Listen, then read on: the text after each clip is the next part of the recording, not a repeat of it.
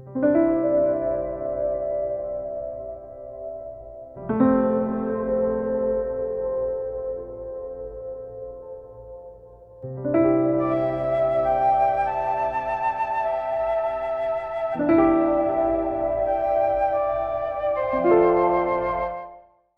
నమస్కారం. నా పేరు ఆరిక రవీంద్ర. మా అమ్మగారు మాది పార్వతీపురం మన్యం జిల్లా సీతంపేట మండలం దుగ్గి గ్రామం అండి. నేను ఇక్కడ అరెకరంలో ఏటీఎం మోడల్లో కూరగాయలు వేసుకున్నాను. అయితే నేను సొంతగా మాకు పోతులు ఉన్నాయండి, వాటితో నేను దున్నుకొని ఒక్కో బెడ్డు 4 అడుగులు వెడల్పు వేసుకున్నానండి. వేసుకొని దాని మీద నేను ఘనజీవామృతం వేసుకున్నాను. తర్వాత మళ్ళీ ద్రవజీవామృతం వేసుకున్నాను. మొక్కలు వేసిన 15 రోజుల తర్వాత నేను ద్రవజీవామృతం పిచికారీ చేశాను. ఎట్లా అంటే 1 లీటర్కి 20 లీటర్ల నీటిలో కలిపేసి నేను పిచికారీ చేసుకున్నానండి. ఇందులో టమాటా ఉంది, మిరప ఉంది, వంగ ఉంది, సుత్తి దుంపలు ఉన్నాయి, తర్వాత కొత్తిమీర, తోటకూర, తర్వాత బెండకాయలు ఉన్నాయి, గోంగూర ఉంది, అన్ని రకాలు వేసుకున్నానండి. తర్వాత చుట్టుపక్కల కొద్దిగా అంటి చెట్లు కూడా ఉన్నాయి, మునగ వేసుకున్నాను. డ్రాగన్ ఫ్రూట్ ఒక 3 మొక్కలు పెట్టుకున్నాను. చుట్టూ నేను కర్రలు పాతుకొని బద్దలతో కంచె వేసుకున్నాను. దాని మీద దొండ, తర్వాత బీర, ఆనపకాయ, తర్వాత కాకరకాయ వేసుకున్నాను. అయితే నేను డిగ్రీ చేశానండి. ఇండియన్ ఆర్మీకి ట్రై చేశాను. తర్వాత హెల్త్ ప్రాబ్లమ్స్ వల్ల ఇండియన్ ఆర్మీలో నాకు మెడికల్ ప్రాబ్లంలో పోయింది. రన్నింగ్, ఫిజికల్ అన్నీ అయిపోయింది. అయితే నేను దేశాన్ని సేవ చేయాలనుకున్నాను, కానీ నాకు ఆ మెడికల్ ప్రాబ్లం వల్ల వెళ్ళలేకపోయాను. అయితే ఏ విధంగా మన సమాజానికి మనం సేవ చేయవచ్చు అని ఆలోచిస్తే, ఒక రకంగా ఇప్పుడు వ్యవసాయంలోనే ఉంది, కానీ అందరూ పెస్టిసైడ్స్ అంటే ఇవి రకరకాల యూరియాస్, డిఏపి, కలుపు మందులు, గడ్డి మందులు వేసేస్తున్నాం, భూమి పాడు చేసేస్తున్నారు. అది సేంద్రీయ వ్యవసాయంలో, ప్రకృతి వ్యవసాయంలో మనం వెళ్తే కొద్దిగా బాగుంటుంది. మనం దేశానికి సేవ అంటే ఇప్పుడు మనం చేస్తున్న పని ద్వారా సమాజానికి కూడా మేలు కలిగితే మంచిదని ఈ ప్రకృతి వ్యవసాయాన్ని ఎంచుకోవడం జరిగింది. దీనివల్ల మంచి ఆహారం మేము తింటున్నాం, మేము పండించి మా ఇతరులకు ఇస్తున్నాం, చుట్టుపక్కల గ్రామాలకు మేము అందిస్తున్నాం. దీనివల్ల ఎంతో సాటిస్ఫైగా ఉన్నామండి మేము. అయితే ఈ ప్రకృతి వ్యవసాయం నేను చేయాలనుకున్నప్పుడు ముందు ఎట్లా చేయాలో తెలియదు. తిరుపతి రావు గారు అనేసి ఒకసారి పరిచయం అయ్యారు. పరిచయం అయితే ఆయన ఇంకోసారి బాలు సార్ అనేసి వచ్చి ఈ ప్రకృతి వ్యవసాయం ఎట్లా చేయాలో నాకు కొద్దిగా సలహాలు, సూచనలు ఇచ్చారనమాట. అయితే అంతకుముందు నార్మల్గా వేసేవాడిని, కానీ ఆ సార్స్ వచ్చి ఏటీఎం మోడల్ అంటే ఎట్లా చేయాలి, అందులో మెయిన్ పంట ఏంటి, అందులో అంతర పంటలు ఎట్లా వేయాలి అనేది ఆ సార్ చెప్పారు. ఇక్కడ మెయిన్ ప్రధాన పంట ఏమిటంటే వంగ, టమాటా, మిర్చి సార్. అందులో అంతర పంటలుగా తోటకూర వేసాను, ముల్లంగి వేసాను, క్యారెట్ వేసాను, కొత్తిమీర వేసాను, తర్వాత క్లస్టర్ బీన్ వచ్చింది. అయితే ఈ ప్రకృతి వ్యవసాయ విధానంలో వ్యవసాయం చేయడం వల్ల నా భూమిలో అరడుగులో తవ్విన మనకి 8 నుండి 5 ఎర్రలు కనిపిస్తున్నాయి, వానపాములు. మన భూమిలో సూక్ష్మజీవుల స్థాయి ఎంత ఉంటే మనకి అంత బాగుంటుంది. మనం తీసుకునే ఆహారంలో సూక్ష్మ పోషకాల స్థాయి గణనీయంగా పెరిగి మనకి మంచి ఆరోగ్యాన్ని ఇస్తాయండి. తర్వాత అన్ని రకాల పక్షులు వస్తున్నాయి, చిలుకలు వస్తున్నాయి, గోరింకలు వస్తున్నాయి, పిచ్చుకలు వస్తున్నాయి. వాటికి కూడా మేము కొర్రలు వేసాం, తర్వాత జొన్నలు వేసాం. వాటిని ఆహారంగా తింటున్నాయి. మేము తినగా మిగిలినవి కూడా మేము తీసుకుంటున్నాం. దానివల్ల జీవ వైవిధ్యాన్ని కాపాడిన వాళ్ళం కూడా మేము అవుతున్నామని మేము భావిస్తున్నామండి. అయితే నేను పండించిన కూరగాయలని నేను సొంతంగా అమ్ముకుంటానండి. అంతే, మేము తినగా మిగిలింది నేను బయటికి వెళ్ళి అమ్ముతాను. ఎట్లా అంటే నాకు బైక్ ఉంది. ఆ బైక్ మీద నేను, మా తమ్ముడు లేదా మా మామయ్యతో కలిసి అందులో అన్ని రకాల కూరగాయలు వేసుకుని తీసుకెళ్తాం.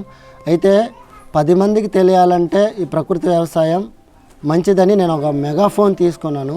దానివల్ల ఎక్కువ మందికి ఆ సౌండ్ అనేది వస్తుంది. ఎందుకంటే ఈ ప్రకృతి వ్యవసాయంలో పండించిన ఉత్పత్తులు తినడం వల్ల మనకు కలిగే ప్రయోజనాలు, తర్వాత ఈ వ్యవసాయం వల్ల మన భావితరాలు బాగుంటాయి అనేసి వాయిస్ ఓవర్ అందించి నేను దగ్గర 10-15 గ్రామాల వరకు నేను ఆ మెగాఫోన్లో సౌండ్ వాయిస్ ఓవర్ ఇచ్చి నేను నా కూరగాయలు అమ్ముకుంటాను. అయితే గోంగూర దగ్గర నాకు ఒక 4,000 రూపాయల వరకు వచ్చింది. తర్వాత తోటకూర ఒక 3,000 రూపాయల వరకు వచ్చింది. తర్వాత సుత్తి దుంపలు ఒక 3,000 రూపాయల వరకు వచ్చింది. అది నేను వారం అలా తీసుకున్నాను.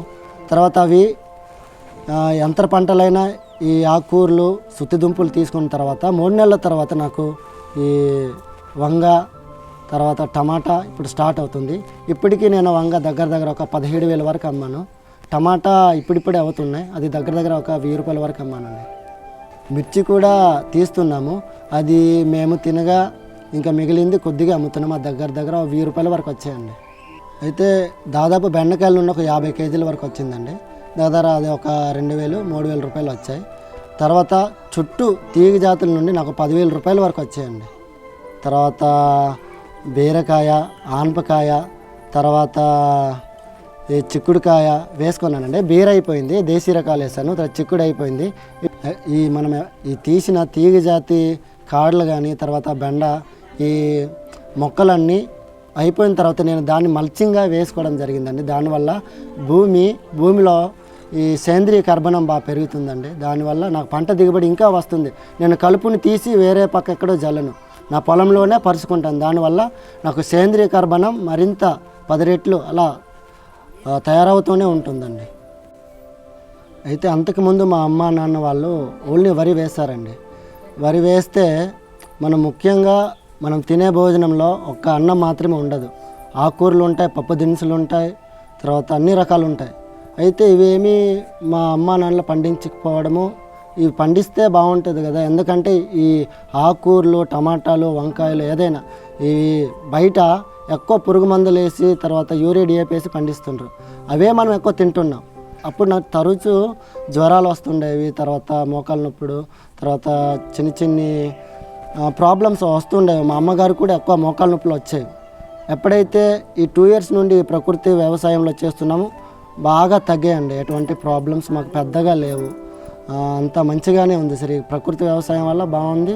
నా పేరు ఆరికాదమ్మ, ఆశా వర్కర్గా పనిచేస్తున్నాము. అలాగే ఈ మా బాబు ఇలా కూరగాయలు వేయడం వల్ల, ఈ కూరగాయలు తినడం వల్ల ఈ మోకాలు నొప్పులు అన్ని జబ్బులు రోగాలు కొద్దిగా తగ్గాయి. కూరగాయలు తినడం వల్ల మా ఇంట్లోన అందరూ ఆరోగ్యంగా బాగానే ఉన్నాము.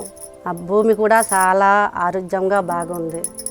ఆంధ్రప్రదేశ్ కమ్యూనిటీ మేనేజ్డ్ నేచురల్ ఫార్మింగ్లో మనకి రాజీ లేని సూత్రాలు, ప్రకృతి వ్యవసాయ విధానంలో రాజీ లేని సూత్రాలు అనేవి చాలా ప్రాముఖ్యమైనవి. సో ఈ సూత్రాలను మనం పాటించి ఏటీఎం మోడల్లో 365 రోజులు పలు పంటల విధానాన్ని పెడుతూ పశువుల యొక్క అనుసంధానం చేసి బయోస్టిమ్యులెంట్స్ పెట్టుకుంటూ మన కుటుంబానికి కావాల్సిన అన్ని పోషకాలు ఉన్న పదార్థాలు అనేవి ఇందులో నుండి మనకి లభ్యమవుతాయి. సో ఇందులో మనకి ఖర్చు తగ్గుతుంది, నికర ఆదాయం అనేది పెరుగుతుంది. సో ఈ ఏటీఎం మోడల్ విధానం ద్వారా రైతాంగం అందరూ వాళ్ళ యొక్క పొలాల్లో వేసుకోవడం వల్ల వాళ్ళు ఆరోగ్యంగా ఉంటారు. అదేవిధంగా మన పర్యావరణం యొక్క ఆరోగ్యాన్ని కూడా కాపాడుకుంటూ మన అందరు రైతులకి ఇది ఉపయోగపడుతుంది. కనుక రైతాంగం అందరం తన యొక్క పొలాల్లో ఏటీఎం మోడల్ని వేసుకుంటారని మనస్ఫూర్తిగా కోరుకుంటున్నాను. ఈ ప్రకృతి వ్యవసాయం చేయడం వల్ల మాకు ఖర్చు తగ్గింది, ఇంకా ఆదాయం పెరిగింది, తర్వాత మా నేల చాలా ఆరోగ్యంగా ఉంది. అయితే నేను రైతులకు చెప్పేదేమనగా ప్రతి ఒక్క రైతు ఈ ప్రకృతి వ్యవసాయంలోకి రావాలి, మంచి ఆహారం తీసుకోవాలి, తను తీసుకుంటూ 10 మందికి మంచిని అందించాలని నేను ఒక రైతుగా నేను కోరుకుంటున్నాను.